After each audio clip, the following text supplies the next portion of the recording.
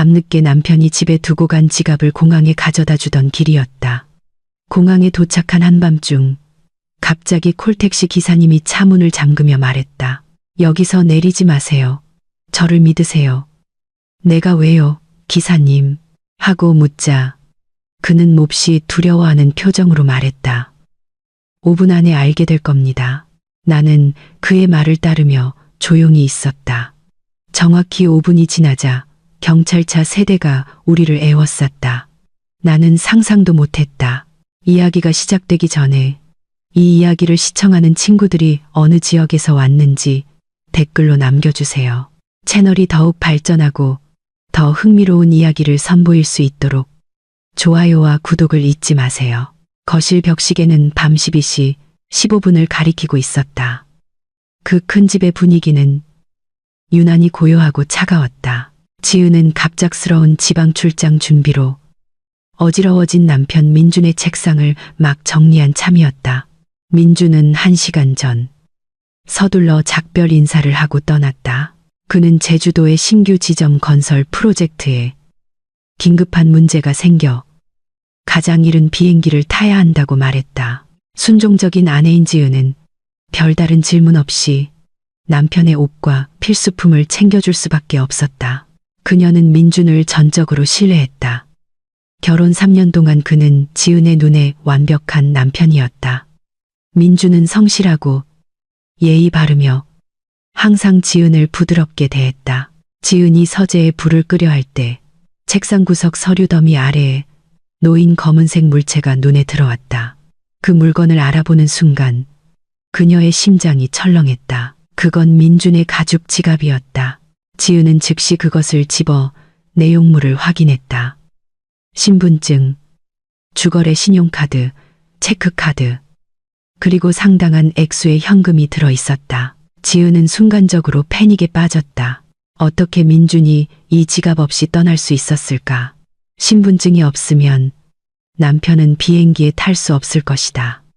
신용카드와 돈이 없으면 민준은 여행 내내 어려움을 겪을 것이다.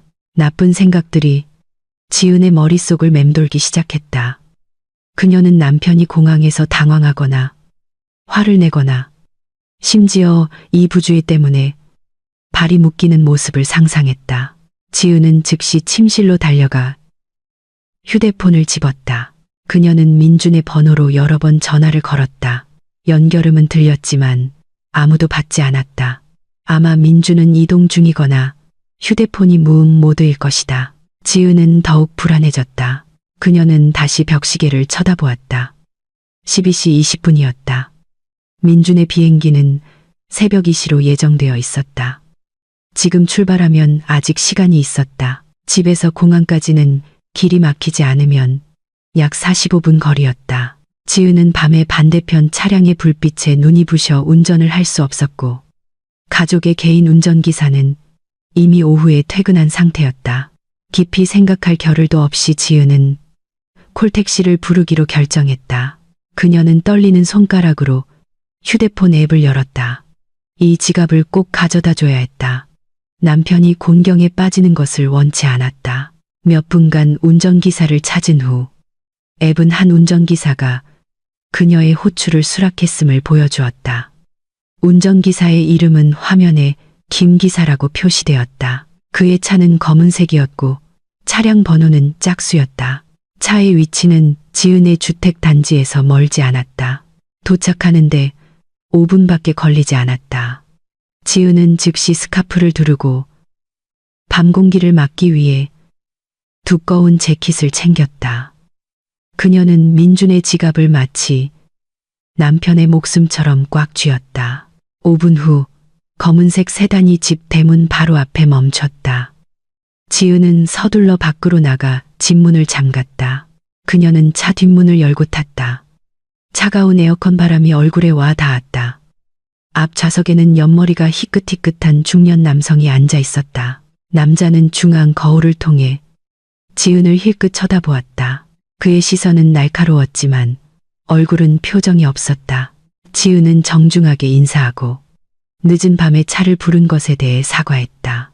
그녀는 목적지가 공항 국내선 출발 터미널이라고 설명했다. 김 기사는 뒤돌아보지 않고 조용히 고개를 끄덕였다. 그는 천천히 차를 몰아 그 호화로운 주택가를 떠나기 시작했다. 차 안의 분위기는 매우 조용했다. 라디오 음악도 켜져 있지 않았다. 분위기를 풀기 위해 콜택시 기사들이 보통 하는 잡담도 없었다.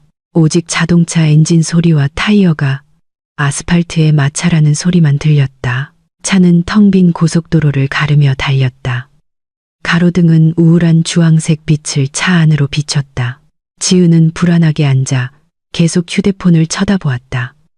민준이 다시 전화하기를 바랐지만 휴대폰 화면은 계속 어두웠다. 그녀는 자신이 지갑을 가지고 공항으로 가고 있다는 짧은 메시지를 보내려고 했다. 하지만 메시지는 전송 확인 표시가 하나만 떴다. 아마 민준의 배터리가 다 됐거나 공항으로 가는 길에 신호가 좋지 않은 모양이었다. 지은은 스스로를 진정시키려 애썼다. 그녀는 차 시트에 등을 기대고 숨을 고르려 했다. 하지만 김 기사에게는 뭔가 이상한 점이 있었다. 지은은 운전기사가 너무 자주 중앙 거울을 쳐다보며 자신을 보거나 혹은 차 뒤의 상황을 확인하는 것을 알아차렸다. 몇 분마다 그 늙은 눈은 거울의 반사를 통해 지은의 눈과 마주쳤다. 지은은 불편함을 느끼기 시작했다. 그녀는 재킷을 여미고 민준의 지갑이 든 핸드백을 껴안았다. 불안한 감정이 싹트기 시작했다. 소셜미디어에서 자주 읽었던 콜택시 범죄에 대한 뉴스가 갑자기 머릿속을 맴돌았다. 그녀는 한밤중에 낯선 남자와 함께 텅 빈 고속도로를 달리는 외로운 여자였다. 지은은 부정적인 생각을 떨쳐내려 애썼다. 두려움을 쫓기 위해 마음속으로 조용히 기도했다. 그녀는 김 기사가 단지 가족을 위해 생계를 꾸리는 늙은 아버지일 뿐이라고 스스로를 안심시켰다. 아마 그는 피곤하거나 원래 과묵한 성격일 것이다. 두려움을 떨치기 위해 지은은 창밖을 보았다.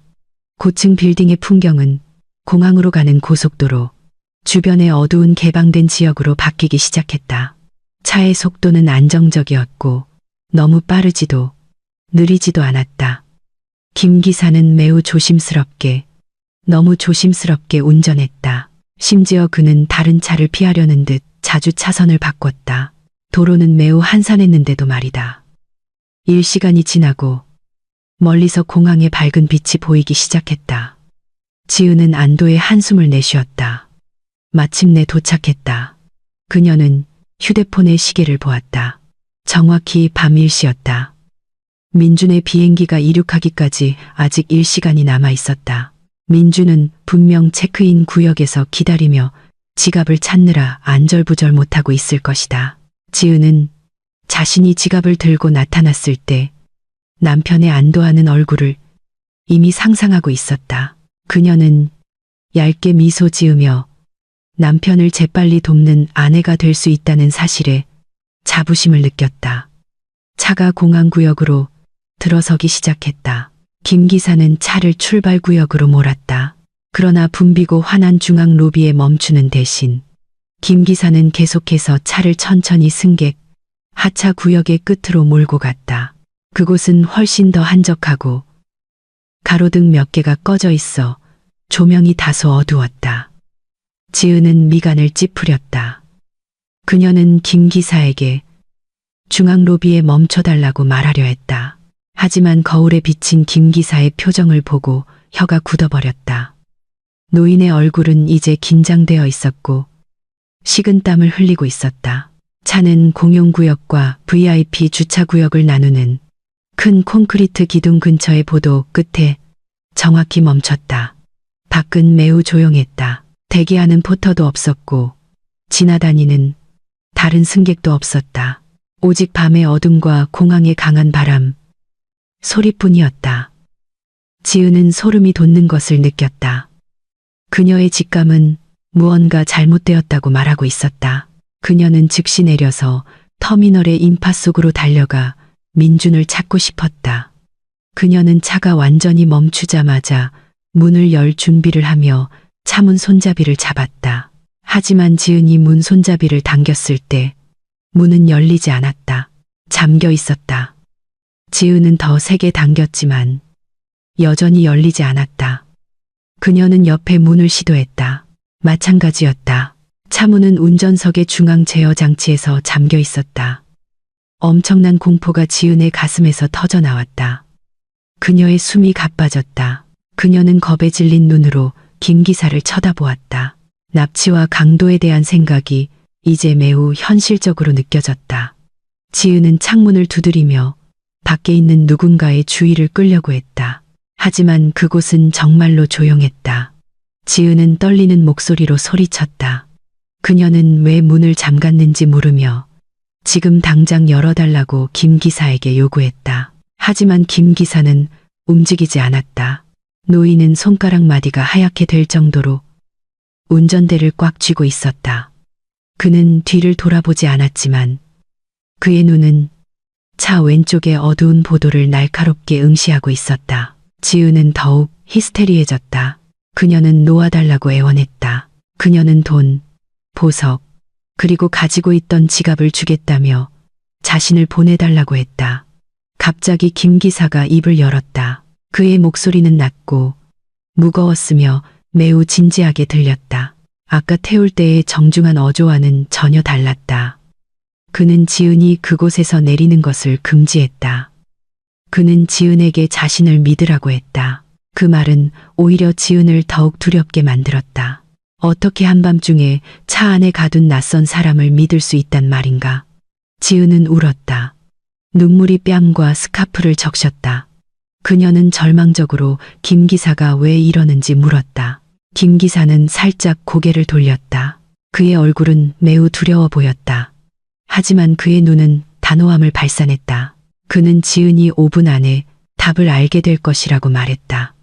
그는 지은의 목숨이 그 5분 안에 달려 있다고 말했다.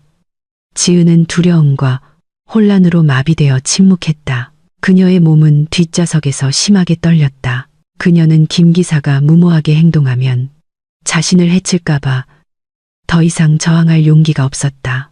그녀는 가방을 껴안고 웅크릴 수밖에 없었다. 마음속으로 민준이나 누군가가 와서 자신을 구해달라고 기도했다. 시간은 고문처럼 매우 느리게 흘러갔다. 지은은 차 대시보드의 디지털 시계를 쳐다보았다. 분 단위의 숫자가 계속 바뀌었다. 1분, 2분, 3분. 차 안의 침묵은 숨 막힐 듯했다. 반면 밖의 어둠은 마치 잡아먹을 준비가 된 괴물을 숨기고 있는 것 같았다. 김 기사가 언급한 5분은 지은에게 5년처럼 느껴졌다. 그녀는 뒷좌석에 돌처럼 굳어 앉아 있었다. 숨이 목구멍에 걸렸다. 눈물은 소리 없이 계속 흘렀다. 그녀의 눈은 도망칠 틈을 찾으며 주위를 미친 듯이 살폈다. 하지만 이 차의 자동 잠금 시스템은 그녀를 완벽하게 가두었다. 김 기사는 여전히 앞에 조용히 앉아 있었고 그의 눈은 보이지 않는 적의 움직임을 감시하는 것처럼 옆 거울과 앞 유리를 떠나지 않았다. 차 안의 긴장감은 너무나 짙어서 지은은 숨쉬기조차 힘들었다. 대시보드의 디지털 시계가 정확히 5분을 가리키는 순간 그 고요한 분위기는 순식간에 깨졌다. 뒤쪽과 앞쪽에서 귀를 찢는 사이렌 소리를 내는 세 대의 경찰차가 어디선가 나타났다. 파란색과 빨간색의 섬광등이 밝게 켜지며 그 공항 구석에 어둠을 갈랐다. 경찰차들은 길을 막고 지은이 탄 택시를 포위했다. 지은은 숨죽여 비명을 질렀다. 그녀의 마음은 즉시 경찰이 김 기사를 체포하러 왔다고 결론 내렸다. 그녀는 약간의 안도감을 느꼈다. 살아남을 수 있다는 희망이 마음속에 생겼다. 경찰이 이 택시의 의심스러운 움직임을 추적했을 것이다. 방탄조끼를 입은 완전 무장한 경찰관 몇 명이 순찰차에서 뛰어내렸다. 그들은 장총을 들고 전술적으로 신속하게 움직였다. 지은은 총격전이 벌어질 경우 길 잃은 총알에 맞을까봐 몸을 숙였다.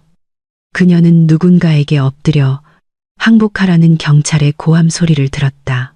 그 고함 소리는 크고 사납게 들렸다. 지은은 이 악몽이 빨리 끝나기를 바라며 귀를 꼭 막았다. 그러나 다음에 일어난 일은 지은을 혼란스럽게 만들었다. 경찰들은 김 기사의 차에 총을 겨누지 않았다. 그들은 택시를 지나쳐 콘크리트 기둥의 그림자 속에 서 있는 누군가를 덮쳤다. 바로 김 기사가 문을 잠그지 않았다면 지은의 차문이 열렸을 바로 그 지점이었다. 지은은 용기를 내어 고개를 살짝 들어 보도에서 무슨 일이 일어나고 있는지 보았다. 경찰은 얼굴을 가리는 모자를 쓴 두꺼운 검은 재킷을 입은 남자를 제압하고 있었다. 남자는 잠시 저항하려 했지만 경찰의 수가 너무 많았다. 그는 아스팔트에 거칠게 내동댕이 쳐졌다. 남자의 손은 뒤로 꺾여 수갑이 채워졌다. 남자가 몸부림치자 재킷 주머니에서 무언가 떨어졌다. 접이식 칼과 젖어 보이는 손수건이었다. 한 경찰관이 장갑을 낀 손으로 조심스럽게 그 손수건을 집어 증거물 봉투에 넣었다. 화학물질의 날카로운 냄새가 차 안까지 희미하게 풍겨왔다. 다른 경찰이 밖에서 택시 문을 열었을 때 한 경찰관이 운전석 창문을 두드렸다. 김 기사는 창문을 내렸다. 경찰관은 마치 서로 아는 사이인 것처럼 김 기사에게 짧게 격려했다. 경찰관은 목표물이 확보되었고 상황이 통제되었다고 말했다. 김 기사는 안도하며 고개를 끄덕였다. 아까부터 긴장했던 그의 어깨가 천천히 내려갔다. 그는 이어서 차의 자동 잠금 장치를 풀었다. 문 잠금 장치가 딸깍하는 소리는 지은에게 해방의 음악처럼 들렸다. 지은은 여전히 심하게 떨며 180도 바뀐 상황에 혼란스러워했다. 그녀는 쉰 목소리로 김 기사에게 물었다. 대체 무슨 일이 있었던 걸까? 왜 경찰은 김 기사가 아니라 밖에 있는 남자를 체포한 걸까? 왜 경찰은 김 기사를 존중하는 것처럼 보일까? 김 기사는 몸을 돌려 지은을 마주했다. 그의 얼굴은 이제 부드러워 보였다. 그의 시선은 연민과 존경으로 가득 차 있었다. 그는 자신을 다시 소개했다. 그는 단순한 택시 기사가 아니었다. 그는 지은의 돌아가신 아버지의 개인 경호실장이었던 김 씨였다. 지은은 숨을 헐떡였다. 그녀는 그 이름을 희미하게 기억했다. 오래전에 은퇴한 아버지의 신임받던 사람이었다.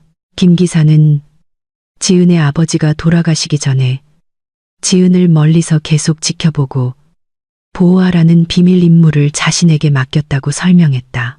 지은의 아버지는 항상 딸에게 재산을 노리고 접근하는 사람들에 대해 나쁜 예감을 가지고 있었다. 오늘 밤 김 기사는 지은을 노리는 사악한 계획이 있다는 정보를 입수했다. 방금 경찰에 체포된 남자는 지은을 납치하기 위해 고용된 청부 살인업자였다. 지은이 택시에서 내리자마자 그 남자가 가지고 있던 손수건에는 지은을 즉시 마비시킬 수 있는 고농도의 클로로포름이 묻어 있었다. 지은은 공포의 비명을 참으며 손으로 입을 막았다. 그녀는 하마터면 자신의 죽음으로 걸어 나갈 뻔했다. 그녀는 물었다. 누가 감히 나에게 그렇게 잔인한 짓을 하려 했을까? 누가 그 사람을 고용했을까? 김 기사는 말로 대답하지 않았다. 그는 단지 손을 들어 멀리 보이는 출발 터미널 2층의 큰 유리벽을 가리켰다. 그곳은 민준의 출장 목적지인 국내선이 아닌 국제선 출발 대기 구역이었다. 지은은 김 기사의 손가락이 가리키는 방향을 따라갔다. 환하게 불이 켜진 큰 유리창 너머로 그녀는 아주 잘 아는 모습을 보았다. 남편 민준이었다. 민준은 그곳에 서서 주차장에서 벌어지는 소동을 내려다보고 있었다. 그러나 민준의 표정은 아내를 잃을까 걱정하는 남편의 표정이 아니었다. 민준의 얼굴은 분노와 실망으로 붉게 달아올라 있었다. 그는 휴대폰을 바닥에 내동댕이 쳤다. 그리고 지은의 마음을 산산조각 낸 것은 민준이 혼자가 아니었다는 것이다. 민준의 옆에는 눈에 띄는 빨간 드레스를 입은 아름다운 여자가 서 있었다. 그 여자는 바로 수진. 지은 자신의 절친한 친구이자 그동안 함께 사교 모임과 쇼핑을 다니던 친구였다. 수진은 민준의 팔을 다정하게 잡고 그를 진정시키려 하고 있었다. 그들의 발치에는 2개의 큰 여행 가방이 있었다. 업무용 출장 가방이 아니라 휴가용 가방이었다. 민주는 수진의 허리를 친밀하게 감쌌다.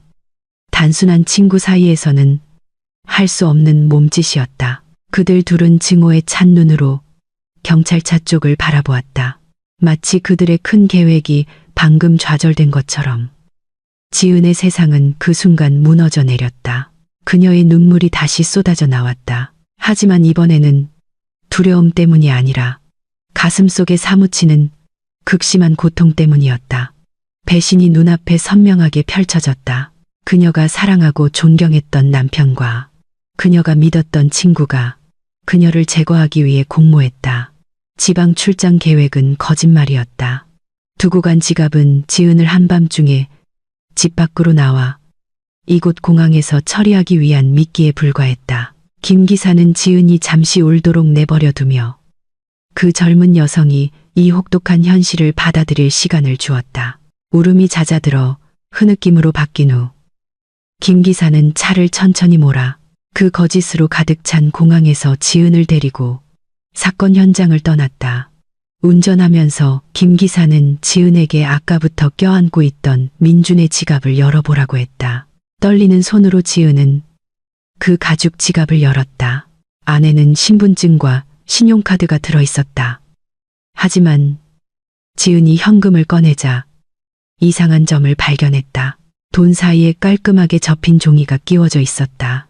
그것은 쇼핑 영수증이 아니라 민준과 수진의 이름으로 된 해외편도 비행기표 한 장이었다. 그리고 그 표 뒤에는 지은의 피를 끓게 만드는 또 다른 종이가 있었다. 바로 일주일 전에 승인된 민준이 유일한 상속인으로 지정된 수십억 원짜리 지은 명의의 생명보험 증서였다. 모든 것이 이제 이해가 되었다. 민준은 여권과 표를 다른 주머니에 가지고 있었기 때문에 이 지갑이 필요 없었다. 이 지갑은 지은이 가져오게 하려고 일부러 남겨둔 것이었다. 만약 지은이 아까 택시에서 내렸다면 그녀는 납치되어 살해되고 시신은 어딘가에 버려졌을 것이다. 그러면 민준은 지은이 실종되었다고 신고한 후 보험금을 타서 수진과 함께 해외에서 호화롭게 살았을 것이다. 그 계획의 잔인함에 지은은 구역질이 났다. 하지만 그 무너지는 감정 속에서 새로운 감정이 지은의 마음속에 자라나기 시작했다. 고통은 천천히 차갑고 날카로운 분노로 변했다. 그녀는 차의 화장 거울에 비친 자신의 얼굴을 보았다. 그 순진하고 약한 여성의 얼굴은 사라졌다. 상처받았지만 완전히 깨어난 여성의 얼굴로 대체되었다. 그녀는 거칠게 눈물을 닦았다. 그녀는 거울을 통해 김 기사를 보며 이제 어떻게 해야 할지 물었다. 김 기사는 얇게 미소 지었다. 전쟁 준비가 된 보호자의 미소였다. 그는 민준이 아직 지은이 모든 것을 알게 된 사실을 모른다고 말했다. 민준에게 이것은 단지 경찰 단속 때문에 실패한 납치 계획일 뿐이다. 이것이 지은의 가장 큰 이점이었다. 지은은 여전히 어리석고 아무것도 모르는 것으로 간주될 것이다. 김 기사는 지은에게 집으로 돌아가라고 조언했다. 아무 일도 없었던 척하고 민준과 수진을 내부에서 천천히 파괴하기 위한 연극을 시작하라고. 오늘 밤 옛 지은은 공항에서 죽었다. 새로운 지은이 태어났고 그녀는 복수를 할 준비가 되어 있었다. 김 기사의 검은 세단은 이제 지은에게 지옥처럼 느껴지는 공항 구역을 천천히 떠났다. 공항과 주요 고속도로 사이의 거리는 매우 길게 느껴졌다. 마치 그들이 두 개의 다른 세계를 잇는 다리를 건너고 있는 것 같았다. 차 안에서는 다시 침묵이 흘렀다. 하지만 이번에는 어색한 침묵이 아니라 슬픔과 억눌린 분노로 가득 찬 침묵이었다. 지은은 여전히 핸드백을 꽉 껴안고 있었다. 마치 그 가방이 방금 그녀의 삶을 덮친 폭풍우 속의 구명조끼인 것처럼. 눈물은 이미 말랐고 뺨에는 따끔거리는 끈적한 자국만 남았다.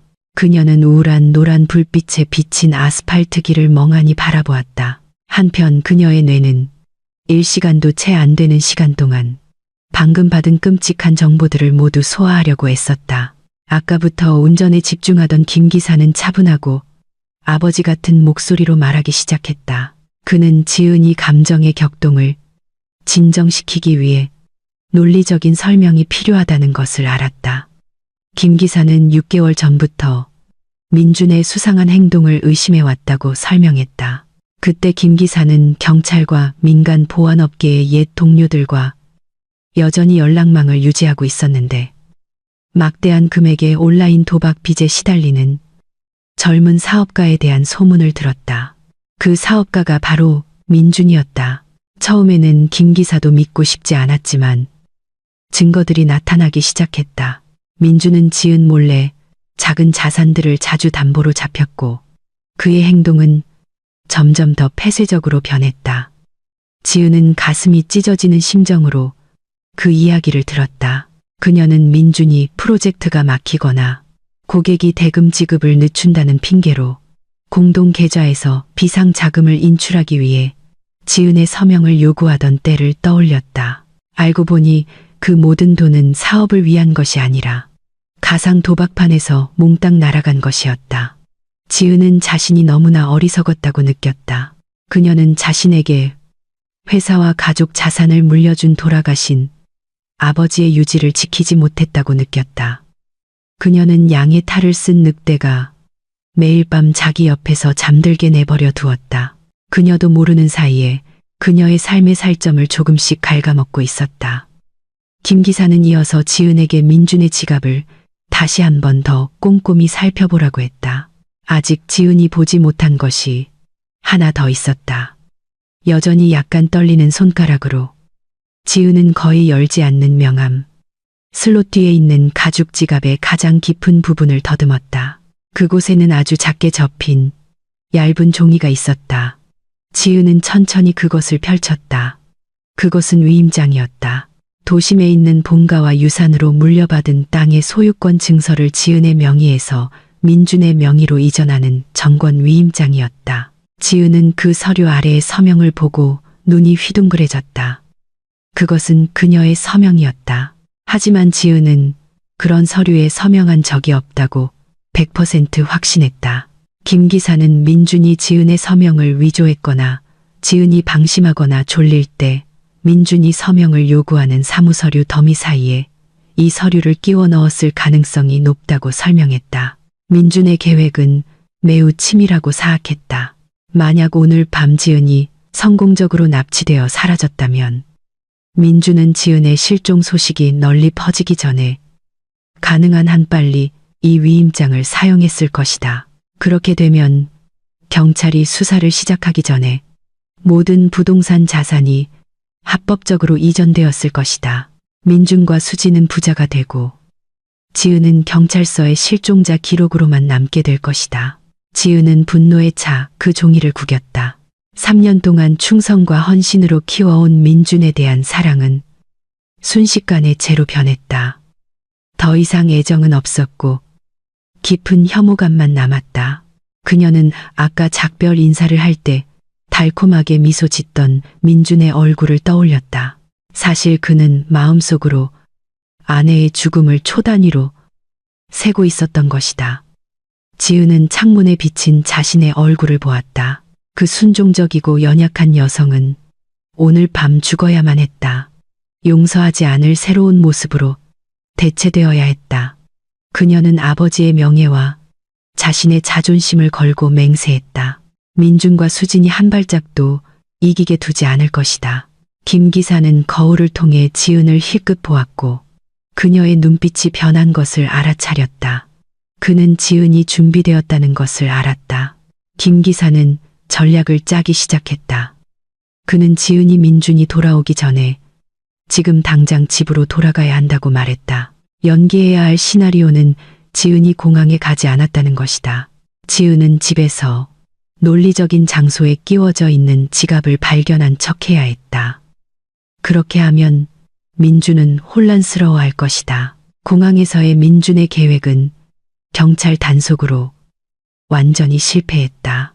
그리고 만약 그가 지은이 그곳에 오지 않았다는 것을 알게 되면 그는 자신의 범죄가 발각되지 않았다고 생각하며 안심할 것이다. 그 거짓된 안도감이 바로 민준을 천천히 함정에 빠뜨릴 지은의 주무기가 될 것이다. 집으로 돌아오는 길은 갈 때보다 더 빠르게 느껴졌다. 새벽 2시에 한산해지기 시작한 수도의 도로는 마치 지은이 복수 계획의 조각들을 맞출 수 있도록 길을 열어주는 것 같았다. 지은은 얼굴에 눈물 자국을 지우기 시작했고 흐트러진 스카프를 정리하고 표정을 연습했다.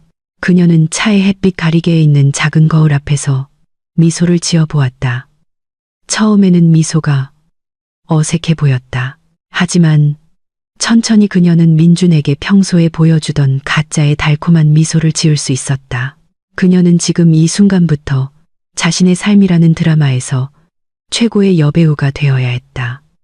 상금은 영화상이 아니라 그녀의 목숨과 미래였다. 주택단지 정문 앞에 도착하자 김 기사는 경비원이나 깨어 있을지도 모르는 이웃의 주의를 끌지 않기 위해 차에 불을 껐다. 그는 자동차 엔진 소리가 들리지 않도록 집에서 약간 떨어진 곳에 지은을 내려주었다. 지은이 내리기 전에 김 기사는 단추 크기만 한 작은 물건을 주었다. 그것은 최첨단 도청 장치였다. 김 기사는 지은에게 그 장치를 민준이 자주 전화를 거는 장소지만 쉽게 눈에 띄지 않는 곳에 두라고 당부했다. 지은은 그 작은 장치를 꽉 쥐고 단호하게 고개를 끄덕인 후 차에서 내렸다. 그녀는 조용히 자신의 집 안으로 살금살금 걸어 들어갔다. 이제는 조용한 전쟁터처럼 느껴지는 집이었다. 지은은 경첩 소리가 나지 않도록 매우 조심스럽게 집 문을 열었다. 큰 집은 그녀를 어둠과 섬뜩한 고요함으로 맞이했다. 보통은 마음을 편안하게 해주던 라벤더 향의 방향제 냄새가 이제는 가슴을 답답하게 했다. 이 집의 모든 구석구석이 민준과의 거짓된 추억을 떠올리게 했다. 함께 영화를 보던 소파, 아침을 먹던 식탁, 모든 것이 이제 연극 무대의 소품처럼 보였다. 지은은 현관문을 다시 잠그며 그날 밤 아무도 집 밖으로 나가지 않은 것처럼 모든 것이 보이도록 확인했다. 지은이 가장 먼저 한 일은 화장실로 가는 것이었다. 그녀는 차가운 물로 얼굴을 여러 번 씻어내며 얼굴에 남아있을지도 모르는 슬픔과 두려움의 흔적을 씻어냈다. 그녀는 세면대 거울을 오랫동안 바라보았다. 그곳에는 같은 여자가 있었지만 영혼은 달랐다. 평소에는 우수에 차고 부드럽던 그녀의 눈은 이제 차갑고 날카로운 빛을 발했다. 그녀는 거울 속 자신의 그림자에게 속삭이며 이 일을 할 수 있다고 마음을 다잡았다. 그녀는 더 이상 순진한 지은이 아니었다. 그녀는 투사의 피를 물려받은 성공한 사업가의 딸이었다. 충분히 진정된 후 지은은 화장실에서 나와 연극 무대를 준비하기 시작했다. 그녀는 민준의 지갑을 거실로 가져갔다. 그녀는 잠시 생각하며 그 지갑을 발견하기에 가장 그럴듯한 장소를 찾았다. 너무 숨겨져 있어서도 안 되고 너무 눈에 띄어서도 안 되었다. 그래야 민준이 그녀가 정말로 그것을 찾았다고 믿을 것이다. 마침내 지은은 소파 좌석과 팔걸이 사이의 틈에 지갑이 반쯤 보이도록 끼워 넣기로 결정했다. 마치 민준이 아까 신발을 신으려고 앉았을 때 바지 주머니에서 지갑이 떨어진 것처럼 그 위치는 완벽했다. 지은은 그 소파에 앉아 아주 낮은 볼륨으로 텔레비전을 켜고 거실 불을 어둡게 켜둔 채로 두었다. 그녀는 잡지 한 권을 들고 남편의 소식을 기다리며 잠든 척했다. 멀리서 차 소리가 다가오는 것을 듣자 심장이 격렬하게 뛰었다. 분명 민준이었다. 벽시계는 새벽 3시를 가리키고 있었다. 민준이 자신의 계획이 실패했음을 깨닫거나 지갑을 찾는 척하며 공황 상태에 빠진 후 공항에서 돌아오기에 충분한 시간이었다. 차 엔진 소리가 담장 앞에서 멈췄다. 지은은 눈을 감고 잠든 사람처럼 숨을 고르게 쉬었다. 대문이 열리는 소리, 현관에서 서두르는 발소리, 그리고 열쇠 구멍에 열쇠가 돌아가는 소리가 들렸다. 문이 거칠게 열렸다. 민준이 숨을 헐떡이며 들어왔다. 그의 모습은 약간 흐트러져 있었다. 넥타이는 느슨했고 얼굴은 땀으로 가득했다. 하지만 지은은 그것이 지갑을 잃어버린 공황 상태의 땀이 아니라 아까 공항에서 경찰을 본 두려움의 땀이라는 것을 알았다. 민주는 큰 소리로 지은의 이름을 불렀다. 지은은 깜짝 놀란 척하며 들고 있던 잡지를 떨어뜨렸다. 그녀는 크게 하품하며 꾸며낸 혼란스러운 얼굴로 민준을 맞았다. 그녀는 잠에서 막 깬 듯한 쉰 목소리로 물었다. 왜 민준이 벌써 돌아왔는지, 그의 비행기는 이 시에 출발하지 않았느냐고.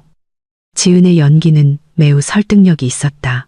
민준은 소파에서 편안하게 막 잠에서 깬 것처럼 보이는 아내를 보고 잠시 멍해 보였다. 민준은 즉시 정신을 차렸다. 그는 거짓말을 늘어놓기 시작했다.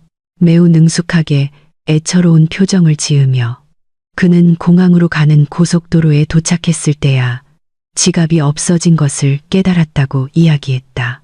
그는 반쯤 미쳐서 신분증 없이는 비행기를 탈 수 없기 때문에 돌아오기로 결정했다고 말했다. 그는 또한 트럭 사고 때문에 길이 완전히 막혀서 이제야 집에 도착했다는 이야기를 꾸며냈다. 지은은 걱정스러운 표정으로 그 모든 허풍을 들었다. 사실 속으로는 남편의 입에서 나오는 모든 말에 토하고 싶었다. 그녀는 민준이 방금 어디에 있었는지 정확히 알고 있었다. 지은은 이어서 일어나 민준의 팔을 부드럽게 잡고 민준과 연락이 닿지 않아 자신도 걱정했다고 말했다. 그리고 자연스러운 동작으로 지은은 소파 틈새를 가리켰다. 그녀는 말했다. 아마 지갑이 저기에 떨어졌나 봐요. 민준의 눈은 지은의 손가락이 가리키는 방향을 따라갔다. 소파 틈에서 가죽 지갑 끝이 삐져나온 것을 보자 민준의 얼굴이 극적으로 변했다. 엄청난 안도감이 비쳤지만 혼란스러움도 있었다. 민준은 즉시 지갑을 움켜쥐고 확인했다. 내용물은 모두 있었다. 돈, 카드, 모든 것이. 그는 비행기 표와 보험 증서가 이미 김 기사의 차 안에서 지은에 의해 증거물로 사진 찍혔다는 사실을 몰랐다. 민준은 지은을 꽉 껴안고 여러 번 고맙다고 말했다. 그는 지은을 행운을 가져다주는 아내라고 칭찬했다. 그 포옹 속에서 지은은 민준의 셔츠에 희미하게 묻어있는 다른 여자의 향수 냄새를 맡을 수 있었다. 그녀의 친구 수진의 향수 냄새였다. 지은은 숨을 참으며 남편의 몸을 밀어내지 않으려고 애썼다. 그녀는 뻣뻣하게 그 포옹에 화답하며 남편이 분명히 피곤할 테니 빨리 씻고 쉬라고 민준의 귀에 속삭였다. 민준은 포옹을 풀고 동의하며 고개를 끄덕였다.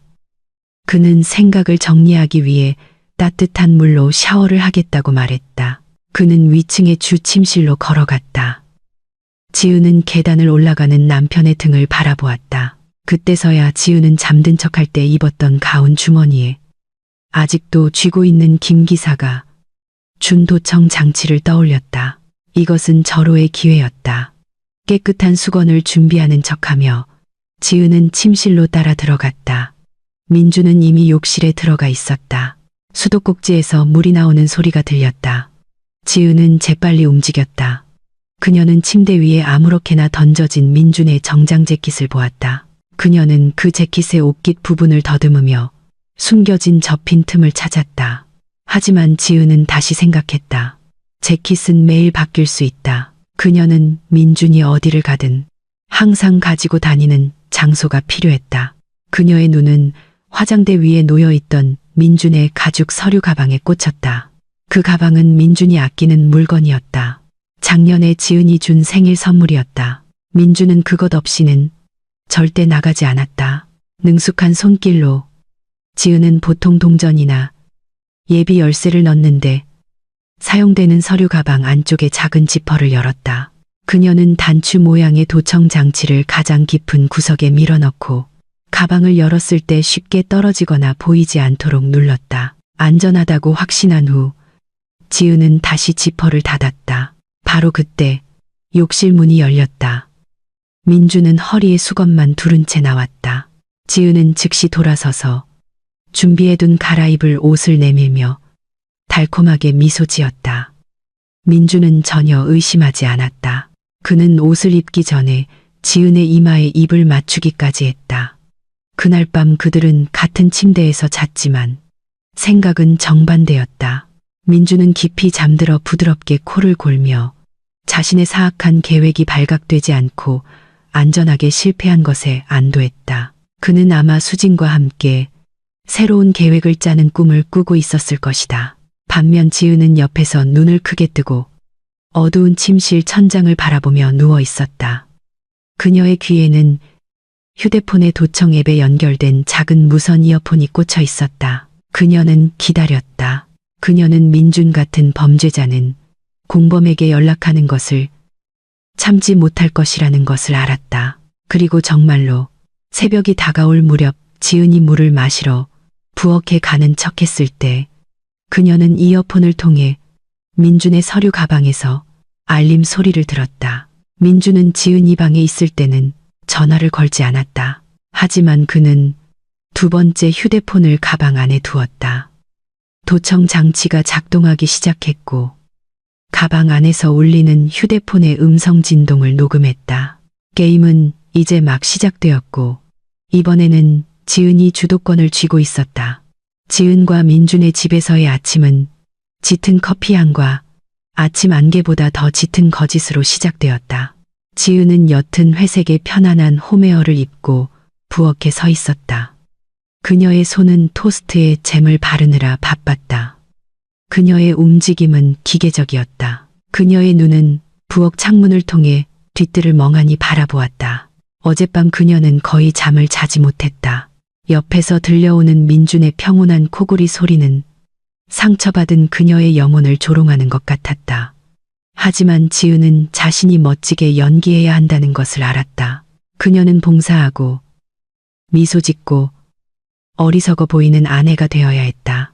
민준이 깔끔한 정장 차림과 어젯밤 살인을 계획한 적 없는 듯한 상쾌한 얼굴로 계단에서 내려왔을 때 지은은 억지로 입꼬리를 올려 따뜻한 미소를 지었다. 민준은 식탁에 앉아 아침 신문을 펼쳤다.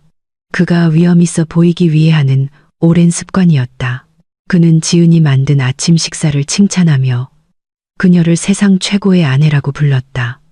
그 칭찬은 지은의 속을 메스껍게 만들었고 마치 큰 돌이 명치를 누르는 것 같았다. 지은은 꾸며낸 애교 섞인 목소리로 대답하며 그 지갑 사건 이후 민준이 잘 잤는지 물었다. 민준은 상쾌하게 웃으며 지갑을 찾아서 안심하고 아주 깊이 잤다고 말했다. 그는 거짓말을 하면서 지은의 눈을 똑바로 쳐다보기까지 했다. 남편의 조종 능력은 정말 끔찍했다. 지은은 자신이 지금까지 인류 배우와 함께 살았다는 것을 깨달았다. 민준이 사무실로 떠난 후 지은은 시간을 낭비하지 않았다. 그녀는 즉시 침실로 달려가 휴대폰을 들고 이어폰을 꼈다. 민준의 서류 가방에 있는 장치와 연결된 도청 앱은 이미 활성화되어 있었다. 신호는 민준이 아침 출근길 정체에 갇혀 차 안에 있음을 보여주었다. 이어폰 너머의 소리는 선명하게 들렸다. 마치 지은이 남편 바로 옆에 앉아 있는 것 같았다. 잠시 라디오 음악 소리가 들리다가 전화 연결음이 들렸다. 민준은 누군가에게 전화를 걸고 있었다. 지은은 저편에서 들려오는 여성의 목소리를 듣고 숨을 참았다. 그것은 수진의 목소리였다. 이어진 대화는 지은의 피를 머리끝까지 끓어오르게 만들었다. 불륜 커플처럼 달콤하거나 로맨틱한 말은 없었다. 그들의 대화는 공황과 분노로 가득했다. 민주는 상황을 욕하며 공항에서 자신들의 계획을 망친 경찰을 탓했다. 그는 내일이 마감인 온라인 도박 빚 상환기 안에 쫓기고 있다고 소리쳤다. 금액은 30억 원에 달했다. 만약 그가 갚지 않으면 빚독촉 폭력배들이 그의 사무실과 집을 찾아오겠다고 위협했다. 성공한 사업가로서의 민준의 명성은 순식간에 무너지고 그는 감옥에 갈 수도 있었다. 전화기 저편의 수진도 마찬가지로 공황 상태에 빠진 듯 했지만 그녀는 더 교활했다. 그 여자는 민준에게 예비 계획에 대해 상기시켰다. 그녀는 지은의 아버지가 남긴 낡은 집에 있는 비밀 금고에 대해 언급했다. 수지는 그곳에 아직 누구의 명의로도 되어 있지 않은 금괴와 토지 증서가 있다고 확신했다. 문제는 민준이 그 금고의 비밀번호를 모른다는 것이었다. 오직 지은만이 알고 있었다. 수지는 민준에게 어떤 방법으로든 지은을 설득하여 금고를 열게 하거나 적어도 비밀번호가 될 만한 중요한 날짜들을 지은이 말하도록 유도하라고 재촉했다. 민준은 그 생각에 동의했다. 그는 일찍 퇴근해서 아내가 마음이 누그러지도록 지은에게 선물을 가져다 주겠다고 말했다. 그 사악한 계획을 듣고 지은은 즉시 김 기사에게 연락했다. 30분 후 김 기사의 차가 집 앞에 주차되어 있었다.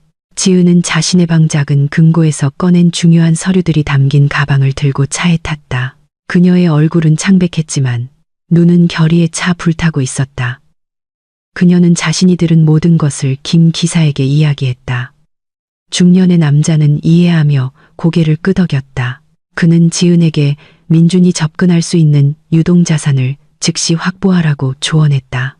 두 사람은 지은의 아버지가 신뢰하던 중앙은행과 공증인 사무실로 갔다. 은행에서 지은은 공동계좌의 대부분의 자금을 민준이 모르는 새로운 개인 계좌로 옮겼다. 그녀는 또한 지갑을 잃어버렸다는 보안상의 이유로 민준이 가지고 있던 추가 신용카드의 접근을 차단했다. 공증인 사무실에서 지은은 임시 자산 보호 증서를 만들었다. 그녀는 이 조치들을 신속하고 조용히 취했다. 김 기사는 마치 범죄자로부터 딸을 보호하는 아버지처럼 그녀를 동행했다. 그날 오후 지은은 조금 더 강해진 것을 느꼈다. 그녀는 자신을 옥죄던 문어의 다리 하나를 잘라냈다. 민주는 곧 자신의 돈줄이 막히기 시작했다는 것을 깨닫게 될 것이다. 그날 저녁 민주는 전화해서 약속한 대로 정말로 일찍 퇴근했다. 그는 큰 붉은 장미 꽃다발과 약국에서 산 작은 꾸러미를 가지고 왔다. 지은은 문에서 활짝 웃으며 그를 맞이했고 놀라고 행복한 척했다. 민주는 꽃을 건네주고 지은의 뺨에 입을 맞춘 후 그 작은 꾸러미를 건넸다. 그는 그것이 지은을 위해 특별히 산 최고 품질의 수입 비타민이라고 말했다.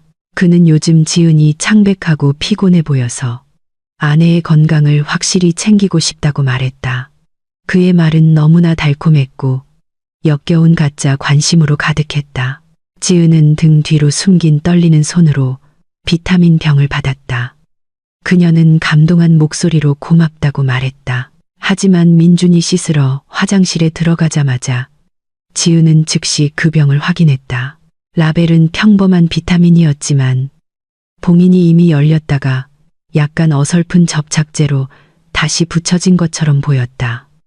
본능적으로 지은은 위험을 감지했다. 그녀는 캡슐 하나를 손바닥에 쏟았다. 색깔이 일반적인 비타민 캡슐과 약간 달랐다. 캡슐 껍질에 미세한 흰 가루 얼룩이 있었다. 그날 밤 저녁 식사 때 민주는 계속해서 지은에게 자기 앞에서 그 비타민을 먹으라고 재촉했다. 민준의 시선은 너무나 강렬해서 마치 무언가 일어나기를 기다리는 것 같았다. 지은은 영리하게 부엌에 물을 마시러 가는 척했다. 그곳에서 그녀는 캡슐을 싱크대 배수구에 버리고 비슷한 모양의 민트 사탕으로 바꿨다. 그녀는 식탁으로 돌아와 민준 앞에서 그 사탕을 삼켰다. 민준은 만족스럽게 미소 지었다. 거짓된 승리를 암시하는 미소였다. 그는 지은이 방금 느린 독살 시도로부터 자신의 목숨을 구했다는 것을 몰랐다. 화장실에서 지은은 매일 조금씩 병에 남은 비타민을 변기에 버렸다. 자신이 정기적으로 그것을 복용했다는 증거로 빈 병만 남겨두었다.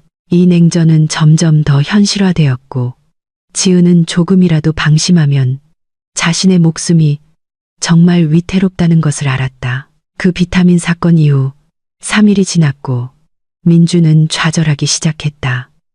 그는 지은이 병에 걸리거나 기운이 없거나 적어도 현기증과 메스꺼움 같은 중독 증상을 보이기 시작하여 그가 집안의 통제권을 잡고 약한 상태의 지은에게 금고 비밀번호를 알려달라고 강요할 수 있기를 기대했다. 그러나 정반대의 일이 벌어졌다. 지은은 점점 더 상쾌하고 명랑하며 활기차 보였다.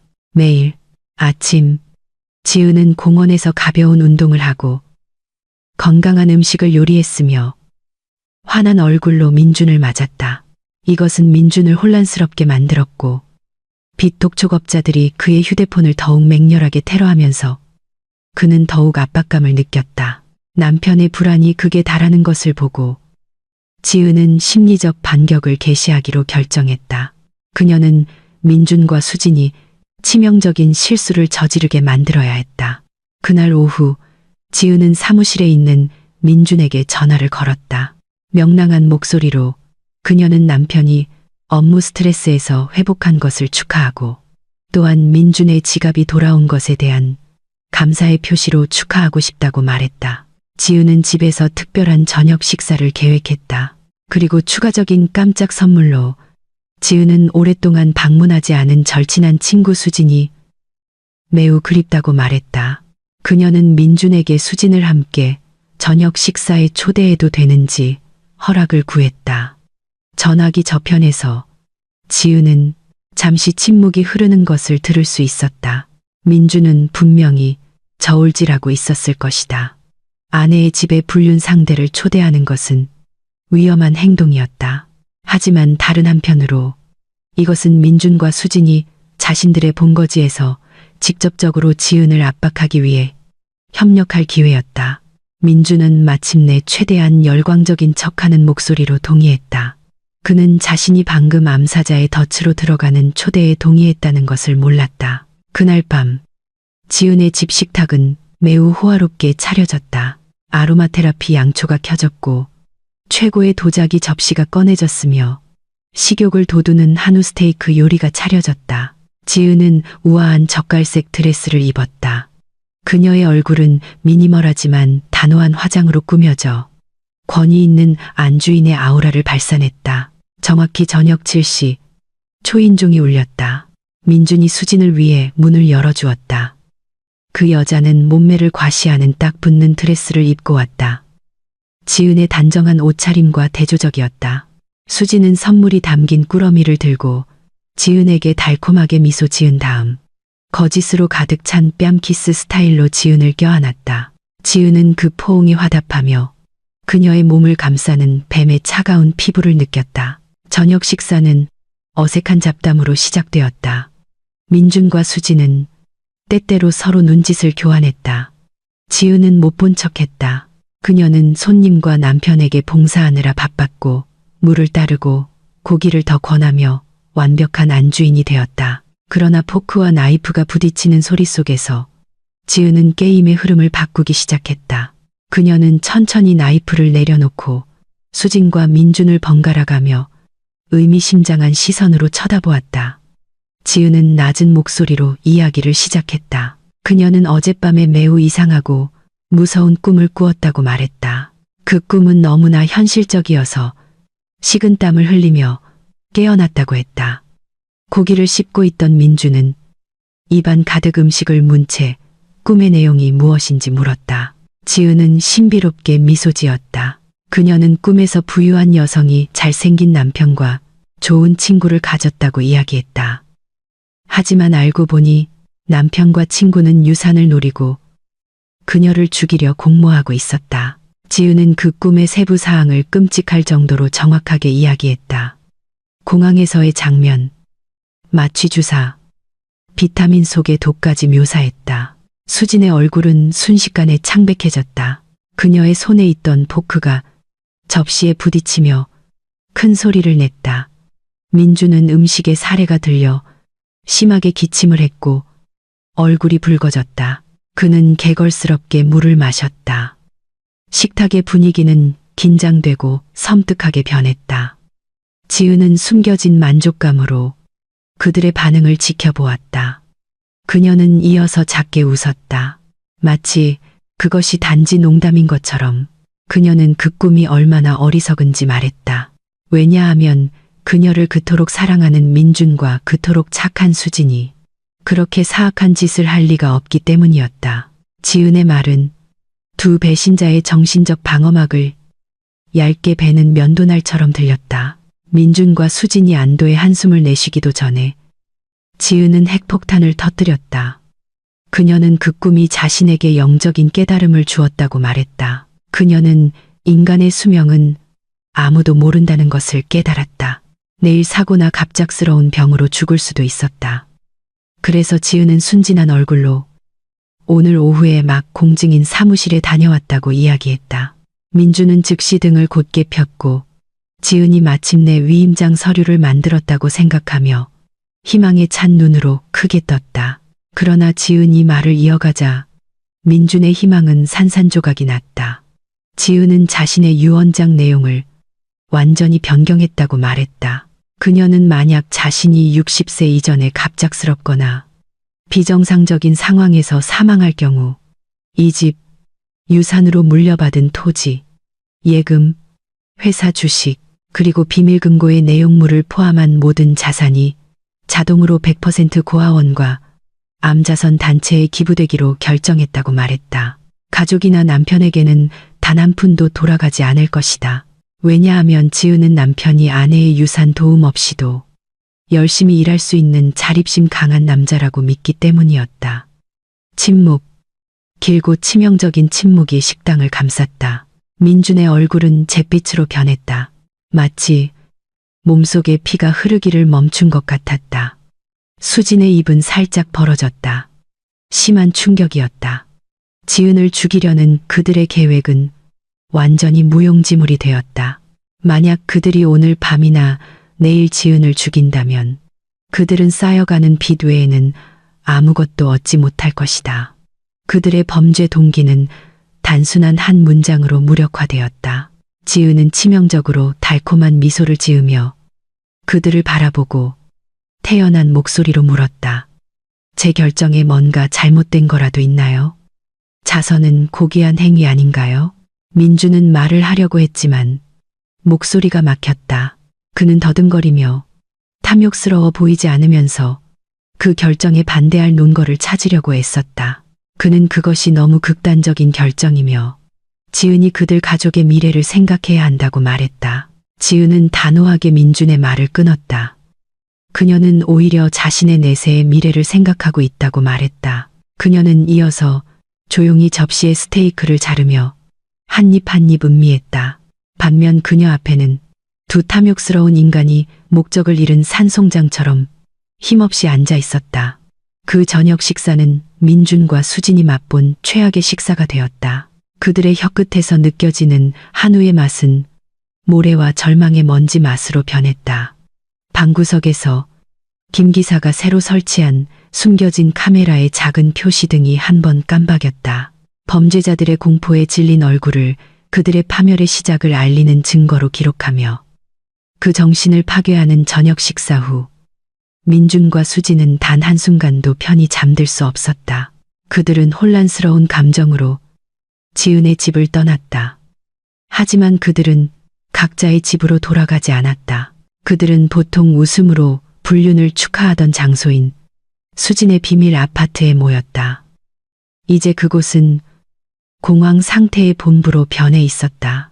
민준의 휴대폰은 끊임없이 울려댔다. 그의 휴대폰 화면에는 해외 지역 번호의 낯선 번호들이 표시되었다. 온라인 도박 빚 독촉업자들이 공격적으로 움직이기 시작했다는 신호였다. 위협적인 메시지들이 메신저 앱을 통해 쉴 새 없이 쏟아져 들어왔다. 민준이 24시간 내에 30억 원의 빚을 갚지 않으면 끔찍한 사진들을 경고로 보내왔다. 민준은 그 좁은 아파트 거실을 왔다 갔다 하며 좌절감에 자신의 머리카락을 쥐어뜯었다. 그의 잘생긴 얼굴은 이제 구겨졌고 눈은 잠 부족과 극심한 스트레스로 붉어져 있었다. 지은을 죽이려는 계획은 이제 불가능했다. 만약 지은이 지금 죽는다면 저녁 식사 때 지은이 말한 새로운 유언장이 효력을 발휘하여 모든 재산이 자선 단체에 기부될 것이다. 민주는 단 한 푼도 얻지 못할 것이다. 오히려 그는 갚을 자산 없이 빚만 상속받게 될 것이다. 수지는 소파에 앉아 떨리는 손으로 담배를 피우며 비난하는 눈초리로 민준을 쳐다보았다. 그녀는 자신의 아내 하나 제대로 관리하지 못하고 지은이 유언장을 바꿀 수 있도록 내버려둔 민준을 탓하기 시작했다. 그들 사이에는 격렬한 다툼이 벌어졌고 서로에게 책임을 떠넘기며 거친 욕설을 퍼부었다. 하지만 시간의 압박으로 그들은 다툼을 멈추고 빠른 해결책을 찾아야 했다. 그들의 선택지는 점점 좁아졌다. 지은을 죽일 수 없다면 강요해야만 했다. 민주는 폭력을 사용하기로 결정했다. 그의 새로운 계획은 지은을 자신의 집에서 감금하는 것이었다. 그는 암시장에서 몇 명의 용역 깡패를 고용하여 집에 들어가 지은을 묻고 유언장 취소 서류와 자산 양도 위임장에 서명할 때까지 신체적으로나 정신적으로 고문할 계획이었다. 민주는 더 이상 다정한 남편 연기에 신경 쓰지 않았다. 그는 지금 당장 그 돈이 필요했고 그렇지 않으면 도박 마피아의 손에 자신의 목숨이 날아갈 판이었다. 다음 날 민주는 집에 돌아오지 않았다. 그는 사무실에 갑작스러운 감사가 있어 자야 한다고 핑계를 댔다. 사실 그는 도시 외곽의 한 커피숍에서 몸집이 큰 3명의 깡패와 만남을 조율하고 있었다. 그는 지은의 자산을 성공적으로 장악한 후 큰 보수를 약속했다. 그날 오후 해가 지기 시작하고 하늘이 섬뜩한 붉은 주황색으로 변할 무렵 민주는 수진과 3명의 깡패와 함께 지은의 집으로 향했다. 그들은 이웃에게 발각되지 않기 위해 짙은색 유리창이 달린 렌터카 밴을 사용했다. 집 앞에 도착했을 때 분위기는 매우 조용해 보였다. 현관등이 켜져 있지 않았다. 평소에는 지은이 해지기 전에 항상 불을 켰는데도 말이다. 지은의 차는 차고에 주차되어 있었고 주인이 안에 있다는 것을 의미했다. 민주는 예비 열쇠로 대문을 열었다. 심장이 격렬하게 뛰었다. 범죄의 아드레날린과 실패에 대한 두려움이 뒤섞여 있었다. 그는 깡패들에게 돌격할 준비를 하라는 신호를 보냈다. 수지는 긴장된 얼굴로 뒤를 따랐고 지은이 강제로 서명해야 할 서류가 담긴 파일을 들고 있었다. 민주는 정문 열쇠를 천천히 돌렸다. 딸깍. 문이 열렸다. 그들은 재빨리 안으로 쏟아져 들어가 안에 있는 누구든 덮칠 준비를 했다. 깡패들은 즉시 흩어져 거실, 부엌, 그리고 1층의 객실을 수색했다. 민준과 수지는 지은이 보통 오후에 쉬는 장소인 주 침실로 계단을 뛰어 올라갔다. 민주는 침실 문을 발로 차서 활짝 열리게 하고 위협적인 목소리로 아내의 이름을 외쳤다. 하지만 방은 비어 있었고 침대는 깔끔했고 생명의 흔적은 없었다. 옷장은 약간 열려 있었지만 내용물은 여전히 그대로였다. 공황 상태가 민준을 덮치기 시작했다. 그는 화장실, 서재, 심지어 위층의 창고까지 달려가 확인했다. 허탕이었다. 큰 집은 텅 비어 있었다. 지은은 어디에도 없었다. 민주는 숨을 헐떡이며 다시 거실로 내려왔다. 아래층의 깡패들도 같은 보고를 했다. 이 집에는 아무도 없었다. 민주는 노란한 기분이었다. 어떻게 지은이 차도 없이 나갈 수 있었을까? 지은이 도망친 걸까? 만약 지은이 도망쳤다면 민준의 인생은 끝장이다. 그는 그녀에게 강제로 서명하게 할 수 없을 것이다. 민주는 분노에 차 소리를 지르며 장식장을 발로 차서 꽃병이 바닥에 산산조각 나게 했다. 안톤의 분노 이후 찾아온 섬뜩한 침묵 속에서 갑자기 거실 쪽에서 조용한 신호음이 들려왔다. 그 소리는 방 중앙의 커피 테이블 위에 놓여있던 노트북에서 나오고 있었다. 노트북 화면이 저절로 켜지며 방의 어둠을 갈랐다. 민준, 수진, 그리고 깡패들은 깜짝 놀랐다. 그들은 조심스럽게 노트북에 다가갔다. 화면에는 화상통화 창이 나타났고 거기에는 지은의 얼굴이 비춰졌다. 지은은 민준이 모르는 방, 아마도 호텔 방이나 안전가옥에서 편안하게 앉아 있는 것처럼 보였다. 그녀는 검은 스카프를 두르고 있었고 얼굴은 미소 없이 평온했으며 마치 노트북 앞에 서 있는 민준을 볼 수 있는 것처럼 카메라를 똑바로 응시하고 있었다. 민준은 화면에 얼굴을 가까이 대고 분노에 찬 눈으로 노려보았다. 그는 거친 고함으로 지은이 어디 있는지 물으며 지금 당장 집으로 돌아오라고 소리쳤다.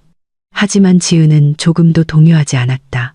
그녀는 뼈를 애는 듯한 차가운 시선으로 민준을 쳐다보았다. 지은은 노트북의 스피커를 통해 증폭된 맑은 목소리로 말했다. 그녀는 민준과 수진에게 인사했고 또한 남편이 데려온 초대받지 않은 손님들에게도 인사했다. 민준은 지은이 그곳에 다른 사람이 있다는 것을 알고 있다는 사실에 침묵했다. 지은은 이어서 계속해서 증가하는 시청자 수를 나타내는 라이브라고 쓰인 작은 아이콘이 있는 노트북 화면의 위쪽 구석을 가리켰다. 지은은 민준에게 현재 집안 곳곳에 흩어져 있는 숨겨진 카메라가 그들의 도착을 지은의 변호사와 경찰이 지은 이 비상 버튼 하나를 누르면 접근할 수 있는 개인 서버로 생중계하고 있다고 알려주었다. 민준은 창백해졌다. 그는 자신이 감시당하고 있다는 것을 깨달았다. 하지만 지은은 아직 경찰 신고 버튼을 누르지 않았다. 지은은 여전히 그에게 말할 기회를 주고 있었다. 지은은 민준이 재산을 요구하러 왔다는 것을 안다고 말했다. 아니, 그녀는 민준이 도박 빚에 쫓기고 있고 오늘 밤 당장 돈이 필요하다는 것을 안다고 말했다. 궁지에 몰린 민준은 체면을 버렸다. 그는 노트북 화면에 대고 애원하며 돈이 필요하거나 빚독촉 깡패들에게 살해당할 것이라고 인정했다. 그는 지은에게 그 어리석은 유언장을 취소해달라고 요청했다. 수진도 함께 애원했다. 지은이 자비를 베풀도록 악어의 눈물을 흘렸다. 지은은 얇게 미소 지었다. 수수께끼 같은 미소였다. 그녀는 남편이 죽게 내버려 둘 만큼 사악하지는 않다고 말했다. 말도 안 되는 소리. 그녀는 그 유언장이 정말로 존재한다고 말했다. 집과 예금 같은 합법적인 자산은 이미 공증인에 의해 잠겨 있었다. 하지만 지은은 유언장에 기록되지 않은 유동자산을 아직 가지고 있다고 고백했다. 아버지로부터 물려받은 금괴와 외화 현금 형태의 재산으로 민준의 빚을 갚고도 수진이 사치스럽게 살기에 충분한 가치가 있는 비밀 장소에 보관되어 있었다. 민준과 수진은 즉시 고개를 들었다. 그들의 눈은 다시 불타오르는 탐욕으로 반짝였다. 미끼는 던져졌고 굶주린 물고기들은 그것을 물 준비가 되어 있었다. 그 호화로운 집 거실의 분위기는 극적으로 변했다. 폭력의 위협으로 인한 긴장감은 이제 보물에 대한 희망으로 인한 긴장감으로 바뀌었다. 민준은 숨을 죽이고 노트북 화면을 쳐다보았다. 마치 그의 목숨이 지은의 입에서 나올 모든 말에 달려있는 것 같았다. 그는 지은에게 즉시 그 보물이 있는 위치를 알려달라고 재촉했다. 그는 돈을 받은 후 지은의 삶에서 영원히 사라지겠다고 약속했다. 수진도 화면에 가까이 다가왔다. 그녀는 단 하나의 세부 사항도 놓치지 않으려고 귀를 쫑긋 세웠다. 탐욕은 그들의 논리를 멀게 했고 그들이 마주하고 있는 여성이 그들이 배신하고 죽이려 했던 바로 그 여성이라는 사실을 잊게 만들었다. 지은은 차분하게 설명을 시작했다. 그녀는 그 보물이 가족 소유의 오래된 창고, 즉 산업단지 외곽에 수년간 운영되지 않은 지은 아버지의 옛 섬유 공장 건물에 보관되어 있다고 말했다. 그곳은 버려져 있었고 사람들이 거의 방문하지 않았다. 완벽한 은신처였다. 지은은 구체적인 지시를 내렸다. 보물은 그냥 놓여있지 않았다. 그것은 가장 뒤쪽 방의 콘크리트 바닥 아래 정확히 7번 방적기 예터 아래에 묻혀 있었다. 지은은 그들이 그 바닥을 파헤쳐야 한다고 언급했다. 그녀는 또한 그 안에 있는 철제 금고를 여는 조합 번호도 알려주었다. 그들의 결혼기념일 날짜를 거꾸로 한 것이었다. 그렇게 설득력 있는 세부 사항을 듣자 민준의 의심은 순식간에 사라졌다. 그는 그 창고를 알고 있었다. 그는 결혼 초기에 자산을 확인하러 한 번 그곳에 가본 적이 있었다. 그곳은 정말로 조용하고 으스스했다. 불법적이거나 세금 신고가 되지 않은 무언가를 숨기기에 적합했다. 시간을 낭비하지 않고 민준은 고용한 깡패들에게 소리쳤다. 그는 그들과 함께 그 창고로 가라고 명령했다. 그는 콘크리트를 파고 부수기 위해 그들의 힘이 필요했다. 그는 오늘 밤 그 금고를 꺼내는데 성공하면 추가 보너스를 약속했다. 민주는 일방적으로 화상통화를 끊으며 노트북을 거칠게 닫았다. 그는 더 이상 지은의 얼굴을 볼 필요가 없었다. 그에게 필요한 것은 오직 그 금뿐이었다. 민준과 수진의 일행은 지나가는 폭풍처럼 즉시 지은의 집을 떠났다. 그들은 렌터카 밴을 미친 속도로 몰아 밤길을 갈랐다. 민준은 귀신에 홀린 사람처럼 운전했고 빨간불을 무시하고 다른 차량들을 무모하게 추월했다. 그의 머릿속에는 반짝이는 금괴 더미만 떠올랐다. 수지는 옆자리에 앉아 휴대폰으로 창고 위치 지도를 보며 더 빨리 도착하기 위해 지름길을 안내했다. 그들은 어두운 밤속에서 표시 없는 검은 세단 한 대가 안전거리를 유지하며 그들을 따라오고 있다는 것을 깨닫지 못했다. 그 차 안에서 김 기사는 차분하게 운전하고 있었다. 반면 지은은 옆자리에 앉아 민준의 차에 아직 활성화되어 있는 추적 장치의 GPS 움직임을 감시하고 있었다. 45분간의 긴장된 여정 끝에 민준의 배는 그 낡은 산업단지에 도착했다. 그곳의 도로는 심하게 파손되어 있었고 구멍이 나고 진흙투성이었으며 야생으로 자란 키 큰 잡초로 둘러싸여 있었다. 지은의 가족 소유 창고 건물은 막다른 길 끝에 으스스하게 서 있었다. 그것의 낡은 벽은 세월에 침식되어 벗겨져 있었다. 철문은 녹슬어 있었다. 민주는 낡은 문에 차를 들이받아 쇠사슬이 끊어지고 문이 억지로 열리게 했다. 그들은 창고 마당으로 들어가 뛰어내렸다. 민주는 차 트렁크에 준비해둔 쇠지렛대와 삽을 꺼내 깡패들에게 나눠주었다. 수지는 길을 비추기 위해 큰 손전등을 켰다. 그들은 썩은 창고 문을 부수고 들어갔다. 퀴퀴한 냄새, 먼지, 쥐똥 냄새가 즉시 코를 찔렀다. 창고는 넓고 칠흑같이 어두웠다. 오직 수진의 손전등 불빛만이 유일한 광원이었고 벽에 춤추는 긴 그림자들을 만들어냈다. 민주는 앞장서서 창고 뒤쪽으로 달려가며 지은의 지시대로 7번 기계의 흔적을 찾았다. 그들의 발소리는 텅 빈 공간에서 울려 퍼졌다. 마침내 그들은 문제의 낡은 기계를 발견했다. 먼지 속에 잠들어 있는 녹슨 철제 괴물이었다. 민주는 그 기계 아래의 콘크리트 바닥을 가리켰다. 그는 깡패들에게 쇠지렛대와 큰 망치로 그 바닥을 부수기 시작하라고 명령했다. 쇠가 콘크리트를 때리는 쿵 하는 소리가 밤의 정적을 깼다.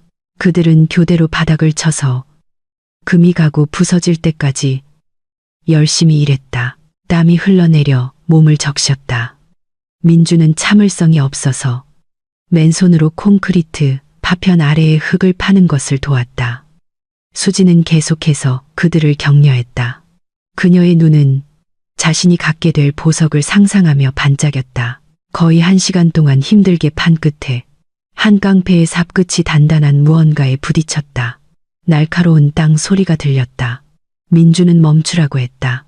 그는 수진에게 손전등 불빛을 가까이 비추라고 했다. 깊이 1m의 구덩이 안에서 중간 크기의 철제 금고 표면이 보였다. 금고는 튼튼하고 무거워 보였다. 민준의 심장이 격렬하게 뛰었다. 기쁨에 거의 폭발할 것 같았다. 바로 그것이었다. 그의 보물, 그의 미래와 자유가 그 철상자 안에 있었다. 그들은 힘들게 그 무거운 철제 금고를 창고 바닥 위로 들어 올렸다. 금고는 진흙으로 뒤덮여 있었다. 민주는 셔츠 끝으로 조합 자물쇠 부분을 닦았다. 그의 손은 지은의 지시에 따라 조합 번호를 돌릴 때 심하게 떨렸다. 그들의 결혼기념일 날짜를 거꾸로 한 숫자. 딸깍, 자물쇠가 열렸다. 금고의 메커니즘이 부드럽게 소리를 냈다. 민주는 수진을 쳐다보았다. 그들은 승리에 찬 눈빛을 교환했다. 수진은 금의 반짝임을 볼 준비를 하며 민준의 옆으로 다가왔다. 깡패들도 다가와 약속된 보수를 요구했다.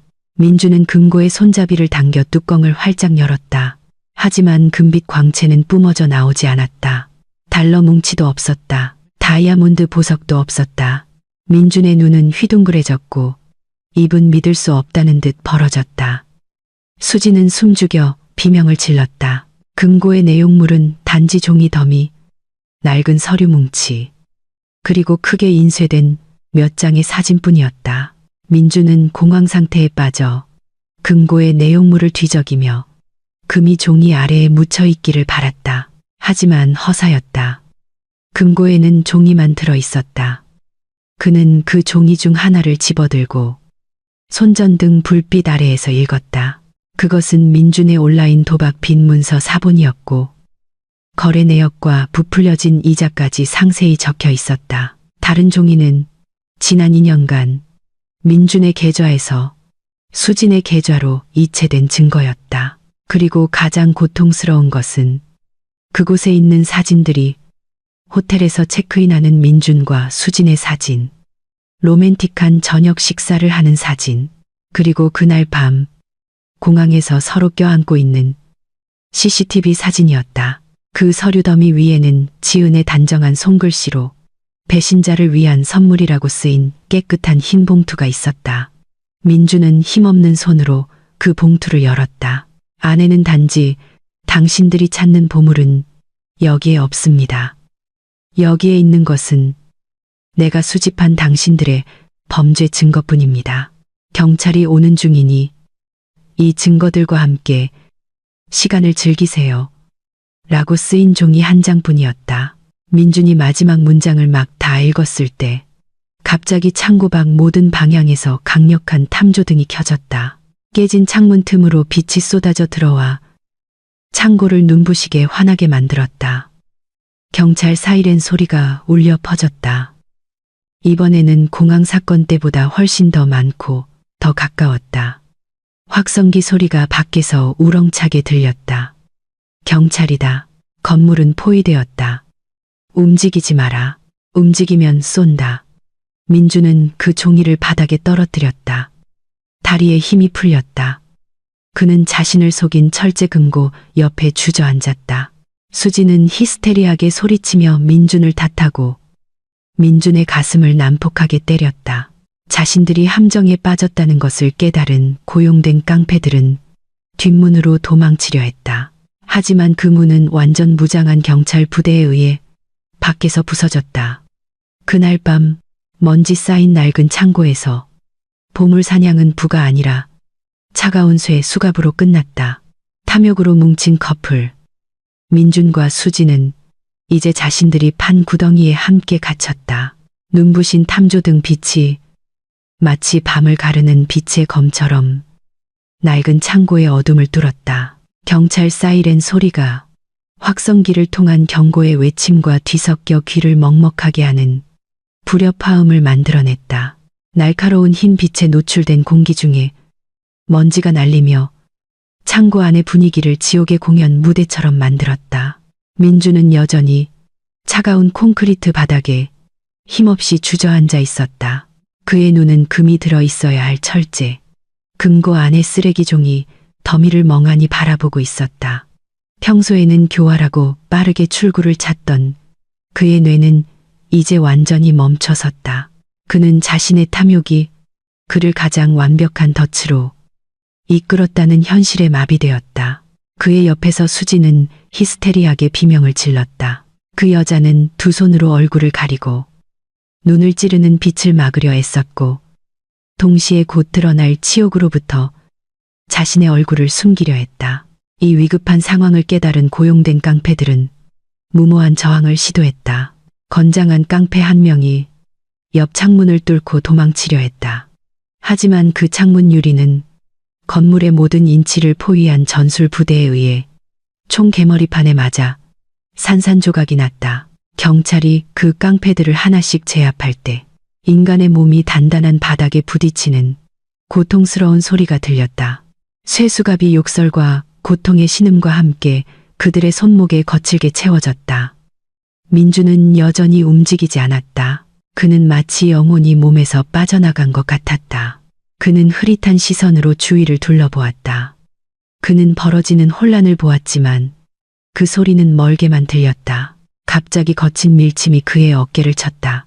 그것은 수진이었다. 그가 그동안 미의 여신이자 순진한 아내로부터의 도피처로 숭배했던 여자는 이제 무서운 괴물로 변해 있었다. 수지는 다이아몬드 반지로 장식된 주먹으로 민준의 가슴을 여러 번 때렸다. 그 반지는 민준이 지은의 계좌에서 훔친 돈으로 산 것이었다. 수지는 그 혼란 속에서 민준을 향해 욕설을 퍼부었다. 그녀는 이 모든 재앙의 원인이 민준이라고 탓했다. 그녀는 민준을 교활한 사기꾼으로 몰아붙였다. 수지는 민준이 해외에서의 호화로운 삶, 금괴, 그리고 재정적 자유를 약속했다고 소리쳤다. 하지만 그녀가 얻은 것은 먼지 쌓인 창고의 덫과 감옥의 위협뿐이었다. 수지는 민준의 얼굴을 핥히어 그의 뺨에 붉은 긁힌 자국을 남겼다. 고통에 찬 민준은 마침내 충격에서 깨어났다. 그의 생존 본능이 나타났지만 그것은 그의 연인을 보호하기 위한 것이 아니라 자기 자신을 구하기 위한 것이었다. 민준은 수진을 밀쳐 그녀가 뒤로 넘어져 열린 철제 금고에 부딪히게 했다. 민준은 되받아 소리쳤다. 그의 목소리는 쉬었고 증오로 가득했다. 그는 떨리는 손가락으로 수진의 얼굴을 가리켰다. 그는 이 모든 것이 수진의 아이디어였고 공항에서의 살인 계획, 비타민 독살 계획, 이 창고를 파헤치는 아이디어까지 모두 수진의 입에서 나온 악마의 속삭임이었다고 말했다. 민주는 손을 씻으려 애썼고 경찰이 그의 외침을 듣고 그를 조종의 희생자로 여기기를 바랐다.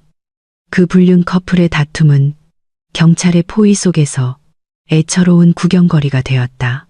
그들은 서로의 치부를 드러내고 서로에게 침을 뱉고 궁지에 몰린 야생 동물처럼 서로를 물리적으로 공격했다. 그들이 찬미했던 금지된 사랑은 재앙이 닥쳤을 때 순식간에 산산조각이 났고 배신의 기초 위에 세워진 관계는 결코 견고할 수 없다는 것을 증명했다. 그 부끄러운 소동 속에서 갑자기 창고 정문을 막고 있던 경찰의 대열이 갈라지며 방금 도착한 누군가를 위해 길을 열어주었다. 하이힐 소리가 차분하고 위험 있는 리듬으로 콘크리트 바닥을 두드리는 소리가 들렸다. 주변의 소란과 대조적이었다. 모든 시선이 문 쪽으로 향했다. 탐조등 빛의 실루엣 뒤에서 지은의 모습이 나타났다. 그녀는 우아하게 걸어 들어왔고 몸을 우아하게 감싸는 크림색 긴 코트를 입고 있었다. 그녀의 스카프는 밤바람에 살짝 날렸다. 그녀의 얼굴은 흠없이 깨끗했고 초라하고 땀에 젖고 먼지로 뒤덮인 민준과 수진의 모습과 극명한 대조를 이루었다. 지은의 뒤에는 보호의 그림자처럼 충실히 동행하는 김 기사가 서 있었다. 그의 늙은 얼굴에는 정의가 실현되는 것을 보는 만족감이 서려 있었다. 민준과 수진은 즉시 다툼을 멈췄다. 그들은 마치 유령을 본 것처럼 지은을 쳐다보았다. 지은은 그들 앞에서 정확히 3미터 떨어진 곳에 멈춰서서 꿰뚫는 듯한 차가운 시선으로 그들을 내려다보았다. 더 이상 순진한 지은도 순종적이고 어리석은 아내도 없었다. 그곳에 서 있는 것은 자신의 손을 더럽힐 필요 없이 방금 전쟁에서 승리한 여왕이었다. 지은은 열린 철제 금고를 바라본 다음 이제 그녀에게 기어와 그녀의 코트 자락을 잡으려 하는 민준을 바라보았다. 민준은 가능한 한 애처롭게 꾸며낸 목소리로 용서를 구하며 흐느끼기 시작했다. 그는 지은의 발 앞에 엎드려 깨끗한 지은의 신발에 입을 맞췄다. 그는 자신이 실수했고 수진에게 홀렸으며 사실은 지은을 매우 사랑했고 단지 잠시 길을 잃었을 뿐이라고 말했다. 민준은 지은의 마음에 아직 남아있을지도 모르는 사랑의 잔재를 이용하려는 희망으로 자신의 마지막 조종 기술을 모두 쏟아냈다. 그것을 본 수지는 혐오스럽게 땅에 침을 뱉었다. 하지만 그녀 역시 만만치 않게 애처로웠다.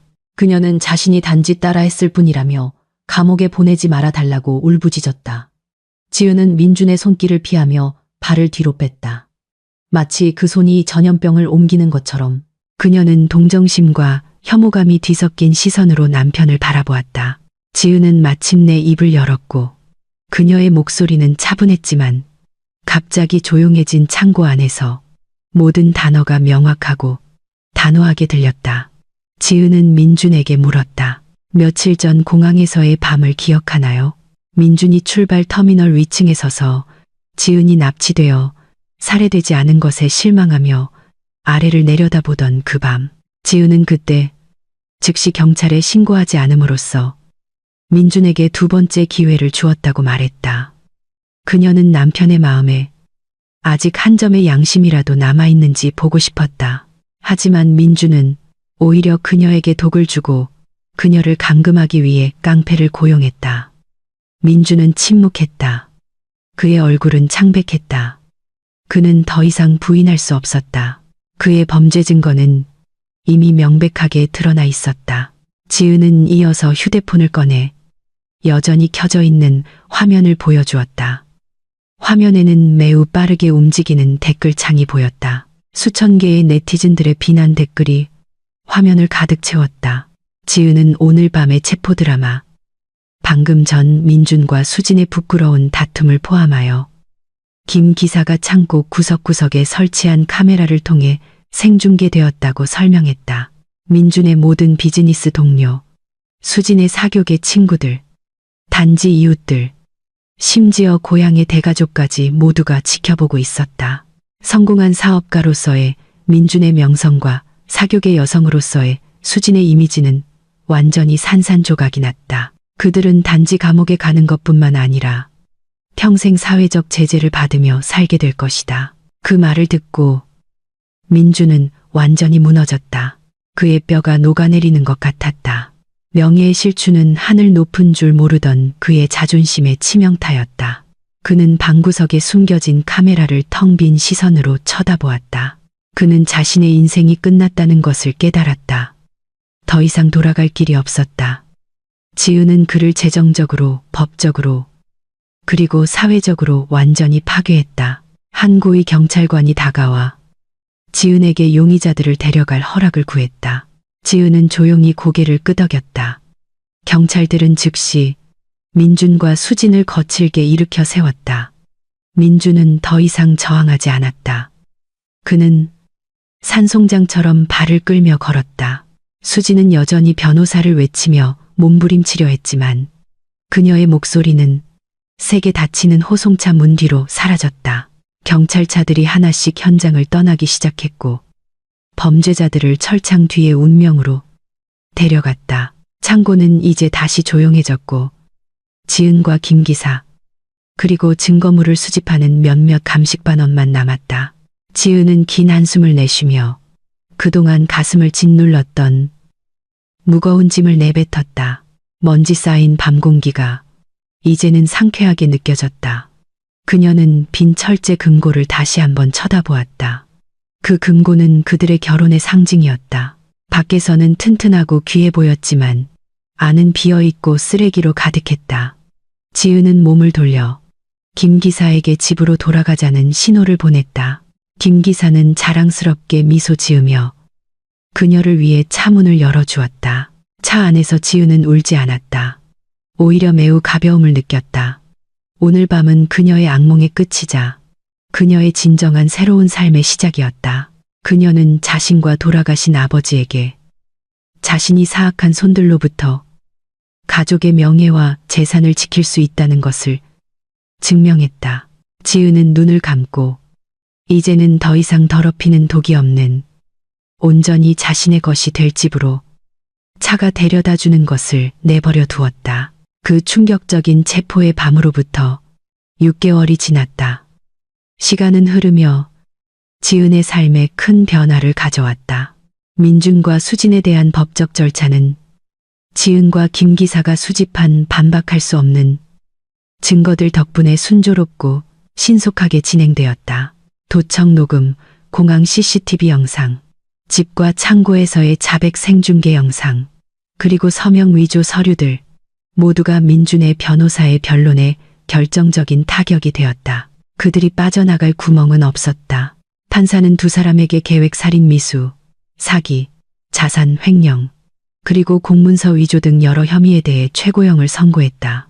민준은 이제 최고 보안 등급의 교도소에 수감되어 있다. 철창 뒤의 그의 삶은 그가 상상했던 것보다 훨씬 더 나빴다. 더 이상 값비싼 정장도 맛있는 음식도 존경도 없었다. 민준에게 더 끔찍한 것은 교도소 생활 자체가 아니라 그의 빚들이었다. 그가 빚진 온라인 도박 조직과 사채업자들은 교도소 안까지 인맥이 닿아 있었다. 민준은 그 빚 독촉업자들의 지시를 받은 다른 수감자들의 표적이 되었다. 매일 그는 두려움 속에서 살았다. 그의 식사는 자주 빼앗겼고 그는 바닥 깔개도 없이 차가운 바닥에서 자야 했다. 그의 잘생긴 얼굴은 이제 초췌해졌고 상처투성이었다. 그의 눈빛은 거칠고 편집증적이었다. 그는 자신의 탐욕에 대한 즉각적인 업보를 정말로 느끼고 있었다. 그는 모든 것을 잃었다. 충실한 아내, 재산, 명예, 그리고 이제는 자신의 목숨에 대한 안전마저도. 수진의 운명도 만만치 않게 비참했다. 여자 교도소에서 그녀는 불륜녀이자 자신의 친구를 살해하려 한 여자라는 신분 때문에 동료 수감자들에게 따돌림을 당했다. 그녀의 범죄에 대한 뉴스가 퍼지면서 모든 사람이 그녀를 미워했다. 한때 유행을 선도하며 거만했던 수지는 이제 보호와 추가적인 목욕 비누를 얻기 위해 다른 수감자들의 옷을 세탁해야 했다. 그녀의 아름다움은 사라지고 고통으로 단련된 굳은 얼굴로 대체되었다. 매일 밤 그녀는 자신의 행동을 후회하며 울었다. 하지만 그 후회는 결코 시간을 되돌릴 수 없었다. 지은이 한때 베풀었던 진심 어린 우정을 그녀는 끝없는 고통과 맞바꿨다. 한편 교도소 담장 밖에서 지은은 자신의 삶을 재건하느라 바빴다. 판결이 나온 후 그녀가 가장 먼저 한 일은 집을 완전히 리모델링하는 것이었다. 그녀는 민준이 만지거나 골랐던 모든 가구를 교체했다. 그녀는 긍정적인 에너지를 가져다주는 밝은 색으로 벽을 다시 칠했다. 그녀는 전 남편에 대한 모든 기억의 흔적을 지우고 싶었다. 한때 차갑고 거짓으로 가득 찼던 집은 이제 따뜻하고 편안한 궁전으로 변했다. 지은은 또한 법률 고문과 물론 이제 회사의 보안 운영 책임자로 임명된 김 기사의 지도를 받아 아버지의 유산인 회사의 완전한 경영권을 공식적으로 인수했다. 지은은 빠르게 사업을 관리하는 법을 배웠다. 알고 보니 그녀는 아버지로부터 물려받은 사업적 재능이 있었다. 그동안 남편에게 봉사하는 아내가 되느라 바빠 잠재되어 있던 재능이었다. 지은의 리더십 아래 회사는 급성장했다. 그녀는 과거에 민준과 공모하여 자금을 횡령했던 부패한 직원들을 청산했다. 그녀는 정직하고 투명한 새로운 업무 문화를 구축했다. 지은은 단지 부유함 때문만이 아니라 결정을 내리는 데 있어서의 단호함과 지성 때문에 존경받는 여성 사업가가 되었다. 그녀의 우아한 스카프는 독립적인 여성의 힘의 상징이 되었다. 그녀는 여성 역량 강화 세미나의 연사로 자주 초청되어 배신에서 일어선 다른 여성들에게 영감을 주기 위해 구체적인 이름은 언급하지 않고 자신의 이야기를 공유했다. 그날 아침 국제공항의 분위기는 매우 맑았다. 햇살은 눈부시게 빛났고 하늘은 구름 한 점 없이 맑고 푸르렀다. 지은은 VIP 승객 하차 구역에서 최신형 고급 세단에서 내렸다. 6개월 전 사건이 일어났던 바로 그 장소였지만 기분은 180도 달랐다. 지은은 세련된 검은 선글라스와 함께 파스텔 톤의 현대적인 드레스를 입고 있었다. 그녀는 가벼운 발걸음으로 작은 여행 가방을 끌었다. 이번에는 그녀가 두고 온 지갑을 가져다 주는 것도 아니었고 위험에 처해 있지도 않았다. 이제는 훨씬 더 높은 지위에 올랐음에도 불구하고 여전히 충실하게 그녀를 동행하는 김 기사는 지은의 핸드백을 들어주며 활짝 웃었다. 노인은 더 상쾌하고 행복해 보였다. 그는 돌아가신 지은 아버지의 유지를 지키는 임무가 완벽하게 완수되었다고 느꼈다.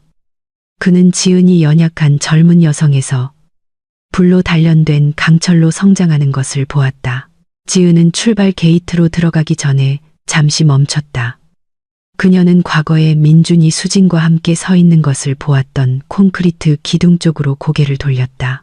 과거의 그림자가 잠시 스쳐 지나갔지만 더 이상 고통스럽지 않았다. 그 상처는 이미 아물었고 그녀 자신의 힘을 상기시키는 흉터가 되었다. 지은은 그 기억에 얇게 미소 지었다. 작별의 미소. 그녀는 자신의 마음의 평화를 위해 용서했지만 그 교훈은 결코 잊지 않을 것이다. 준비되셨습니까? 사장님, 김 기사가 그녀의 상념을 깨우며 물었다. 지은은 김 기사를 돌아보며 단호하게 고개를 끄덕였다. 네, 아주 준비됐어요. 김 부장님, 터키 여행이 포함된 웅라 티켓도 손에 있고요. 이건 정말 저에게 필요한 휴가예요. 조심해서 다녀오세요, 사장님. 즐거운 시간 보내세요. 회사는 우리 팀이 잘 지키고 있겠습니다. 김 기사가 아버지 같은 목소리로 말했다. 지은은 김 기사의 손을 굳게 잡았다. 고맙습니다, 부장님. 모든 것에 대해서요. 부장님은 저에게 그냥 운전기사나 보안 책임자가 아니에요. 아버지가 보내주신 수호천사예요. 김 기사는 감동하여 눈시울이 붉어졌다. 지은은 이어서 공항 터미널 안으로 들어갔다. 그녀의 발걸음은 확신에 차 있었고 고개는 꼿꼿했다. 그녀는 강하게 발산되는 자유의 아우라를 풍기며 인파를 지나 걸어갔다. 더 이상 두려움도 의심도 없었다. 지은은 깊은 숨을 들이마시며 공항 특유의 커피와 향수 냄새를 맡았다. 그녀는 다시 살아난 기분이었다. 온전해진 기분이었다. 출발 안내판에 그녀의 항공편 상태가 정시라고 표시되어 있었다. 지은은 그것을 보고 미소 지었다. 그녀의 삶은 이제 다른 사람의 계획이 아닌 자신의 계획에 따라 제 시간에 맞춰가고 있었다. 그녀를 성지로 데려다 줄 비행기가 기다리고 있었다. 그녀는 카바 앞에서 감사의 기도를 드리러 갈 것이다. 파멸의 구렁텅이에서 자신을 구해준 신께 모든 감사를 쏟아낼 것이다. 민준과 수지는 어두운 과거일 뿐 이제는 단단히 닫아버린 그녀의 인생책의 나쁜 장이었다. 그리고 오늘 지은은 새로운 장을 쓰기 시작했다. 진정한 행복, 성공, 그리고 자유에 대한 장. 그날 밤 마지막 5분에 대한 이야기는 끝났다. 무한한 미래에 대한 이야기로 대체되었다. 지은은 유리창 밖을 향해 다시 한번 손을 흔들고 출입국 심사대 문 뒤로 사라지며 밝은 새로운 지평선을 향해 나아갔다.